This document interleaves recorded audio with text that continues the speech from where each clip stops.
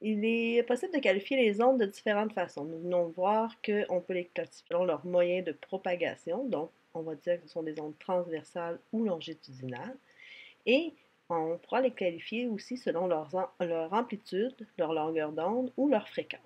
Donc voyons chacune de ces caractéristiques indépendantes. Les caractéristiques des ondes. Donc, le cycle complet d'une onde, on va appeler ça une longueur d'onde. Le symbole pour désigner la longueur d'onde, c'est la lettre lambda, donc une lettre grecque, qui ressemble à un Y à l'envers. Dans une onde transversale, la longueur d'onde va correspondre à un cycle complet, c'est-à-dire à une crête et un creux.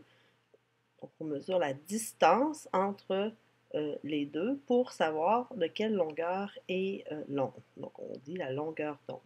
On peut la mesurer à différents endroits. Ce qui est important, c'est qu'on ait une crête complète et un creux complet. Par exemple, on pourrait commencer ici et l'onde se termine là. Donc, la longueur d'onde, c'est la distance entre ces deux points.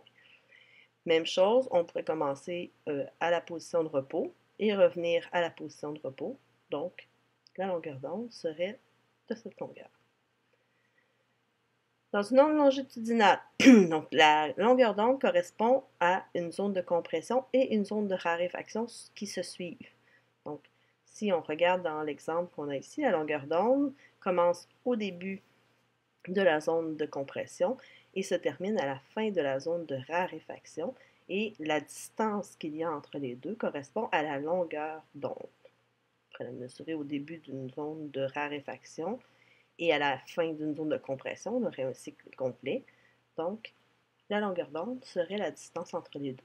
Donc, il faut se rappeler que la longueur d'onde, c'est la longueur d'un cycle complet, peu importe le type d'onde. Une autre caractéristique des ondes est l'amplitude. Donc, son amplitude correspond à la distance maximale parcourue par une particule du milieu par rapport à sa position au repos. Le symbole qu'on va utiliser, c'est le A majuscule. L'unité de mesure va être en mètres. Donc, plus souvent, ça va être des déclinaisons du mètre, par exemple le centimètre, le millimètre, le nanomètre, etc. Il faut noter que l'amplitude va dépendre de l'énergie transmise par l'onde. Donc, plus la quantité d'énergie transportée par une onde est importante, plus l'amplitude va être grande. Par exemple, dans une onde transversale, donc on va mesurer la hauteur par rapport à la position au repos, donc soit la hauteur d'un creux ou d'une crête. Donc, dans l'exemple que nous avons ici, la position de repos est représentée par la ligne rouge. Donc, l'amplitude pourrait être la hauteur entre donc, la position de repos et le plus haut de l'onde, c'est-à-dire le haut de la crête, ou encore la hauteur entre le milieu de repos et le creux pour mesurer l'amplitude. Dans une onde longitudinale, cette fois, donc c'est un petit peu plus difficile à évaluer, mais on va parler de la densité de la zone de compression. Donc, la densité, c'est comment est-ce que l'onde va se resserrer dans la compression. Donc, si on regarde les deux exemples, en haut, on a une zone de compression qui est peu dense, les ressorts est plus étiré que dans la partie en bas, ici où est-ce que la zone est très dense. Donc, dans la l'onde du haut, l'amplitude sera plus petite parce que la densité est moins grande, alors que dans l'exemple du bas, l'amplitude sera plus grande parce que la densité est plus grande. Donc, il faut se rappeler que l'amplitude dépend de l'énergie. Donc, s'il y a plus d'énergie, le ressort, dans ce cas-ci, sera plus comprimé, donc aura une amplitude plus grande. Une autre caractéristique des ondes, c'est sa fréquence. Donc, on peut qualifier une onde selon sa fréquence.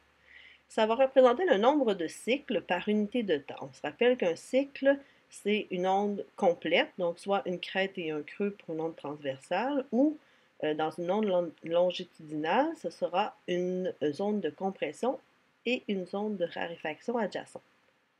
Le symbole, on va utiliser un F minuscule pour représenter la fréquence et on va mesurer l'onde en Hertz. L'unité de mesure Hertz signifie un cycle pendant une seconde. Donc, si j'ai une onde qui a une fréquence de 1 Hertz, ça veut dire qu'il y a un cycle qui passe à chaque seconde. Puis, pour mesurer la fréquence d'une onde, justement, on va dénombrer le nombre de cycles qui vont se former en un point donné pendant une certaine période de temps. Et on va donc remettre ça en Hertz, donc le nombre de cycles par seconde.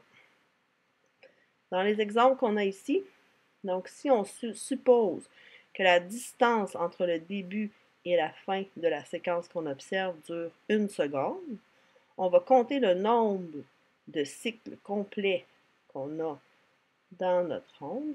Ici, on a 3 cycles et demi pendant 1 seconde, donc on a une fréquence de 3,5 Hz. Donc on va diviser 3,5, 3,5 par 1, ça fait 3,5 Hz. Si on observe celle du bas et qu'on compte tous les cycles complets, on va calculer 14 cycles et demi, donc 14,5 Hz. Pour ce qui est des ondes longitudinales, on devra compter le nombre de cycles complets également. Donc, une zone de compression suivie d'une zone de raréfaction fait un cycle. Donc, dans cet exemple-ci, nous avons 3 cycles complets pendant 1 seconde.